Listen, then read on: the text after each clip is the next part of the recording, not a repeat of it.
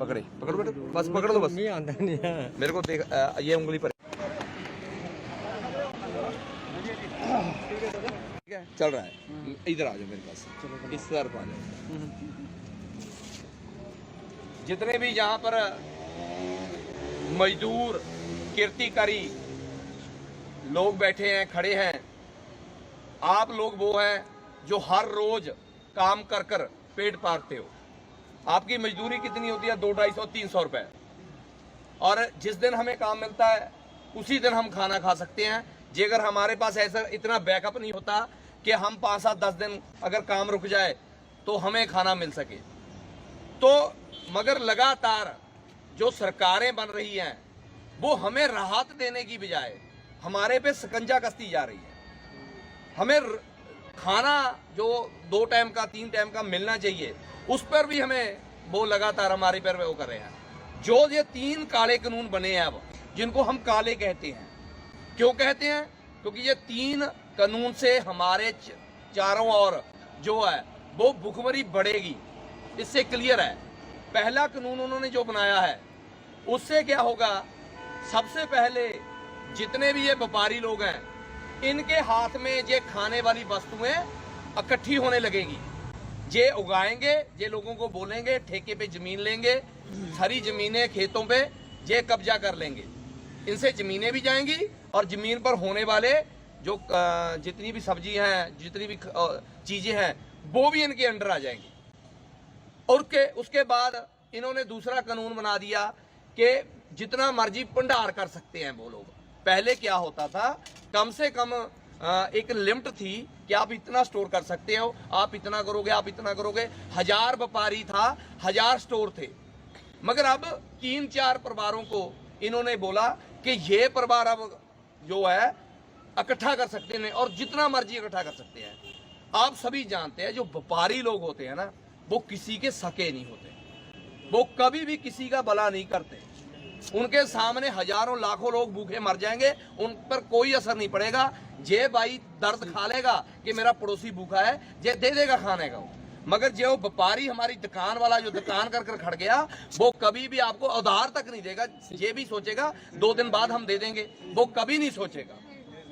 जिनको ये 4 घराने या 2 घराने अडानी अवानी को लगातार जो जायदाद है जो दे रहे हैं, वो समझने वाली बात है। वो लोग हर चीज से निचोड़ते हैं। जी अगर 1 रुपया लगाते हैं तो 100 लेते हैं। आज हर चीज जो 2 रुपए में मिलती है 2-4 रुपए में होती है। मैं एक उदाहरण देता हूं, नमक है जो, वो नमक क्या रेट चल रहा है? आज एक नमक की थैली कितने की आती है? 20-22 रुपए किलो की। मगर आपको मालूम है नमक का क्या रेट है? 50 रुपए क्विंटल। कितना? 50 रुपए क्विंटल। और कीमत क्या चल रही है? 20 रुपए किलो। ये हैं व्यापारी। आलू पंजाब से जितना ज्यादा होता है, आलू पंजाब से बहुत ज्यादा होता है। मैं पंजाब से हूँ। आलू जो पंजाब से होता है वो कै रुपए किलो बिकता है, वहां से 2 से लेके 5 रुपए किलो। हमें 40 रुपए किलो बेचा जा रहा है। 50 रुपए किलो। कभी सुना था आपने आलू कभी 50 रुपए किलो? तो किसकी सरकार में हुआ? तो कौन लोग हैं? ये व्यापारियों को जिन्होंने इनको ऊपर लेके आंदा प्रधानमंत्री बनाया, उनको फायदा बचाने के लिए वो जो भी मनमर्जी कर सके वो कर रहे हैं और वो चुप रह रहे हैं। वो जो चौकीदार हमने बिठाया था वो चौकीदार उनका बन गया। अब हम जो उनके खिलाफ कुछ भी बोलते हैं तो वो हमें डंडा मार रहा है। आज किसान दिल्ली में बैठे हैं, वो किसके लिए बैठे हैं? किसके लिए बैठे हैं? वो हमारे के लिए बैठे हैं, ताकि जो हमारा जो अनाज है 2-4 रुपए किलो खरीदा जा रहा है वो 5-7-8 रुपए में बिक जाए। तो इससे कोई दिक्कत नहीं, व्यापारी भी कमाल है, 2-4 रुपए कमाएगा। मगर वो कह रहे हैं कि वो खरीदेगा जिस मर्जी रेट से, मगर अब बेचे वो भी अपनी मर्जी से। 2 वाला 100 में। ये चीज, इस पे हम दिक्कत है। अब आपकी फसल का हम रेट नहीं देंगे, एमएसपी जो थी वो हम नहीं देंगे, एमआरपी हम नहीं लगाएंगे, वो अपनी लगाएगा। जो एमएसपी पे खरीदेगा वो किसी भी रेट पे खरीदेगा, एमएसपी। हमारी कनक, हमारी चावल, हमारा जितना, चलो पंजाब और हरियाणा का एक मंडीकरण बना हुआ है, हम कभी भी एमएसपी से कम एक दाना भी नहीं देते। बाकी देश स्टेटों में उन्होंने मंडीकरण खत्म कर दिया। अब पंजाब में भी वो चाहते हैं, हरियाणा में भी वो चाहते हैं मंडीकरण खत्म कर दें। एमएसपी हम लगाए नहीं, कानून हम बनाएंगे नहीं, तो आएगा क्या, होगा क्या? जिस बार बिहार में है, बिहार में आज 5-5, 6-6 एकड़ वाले हमारे वहां मजदूरी करने आते हैं कि नहीं आते? आपके लोग जो जहाँ के जम्मू कश्मीर के लोग हैं वो हमारे पंजाब जाते हैं मजदूरी करने, क्योंकि यहाँ पर कमाई के साधन कम है। मगर पंजाब एक खुशहाल सूबा था, अब उन पर भी इनकी नजर आ गई कि वो खुशहाल क्यों है, और वो वहाँ पर जो फसल होती है लोगों को पूरा भारत का पेट भरता है, वो क्यों भरता है? उस पर एक कब्जा होना चाहिए। उस कब्जे के लिए हम लड़े, हमने संघर्ष किया, लोग नहीं जागे, हम आगे आए। आज हम अपने पैरों से, अपने घर से अनाज वहां लगाकर, लंगर लगाकर प्रोटेस्ट कर रहे हैं और लोगों को जगा रहे हैं।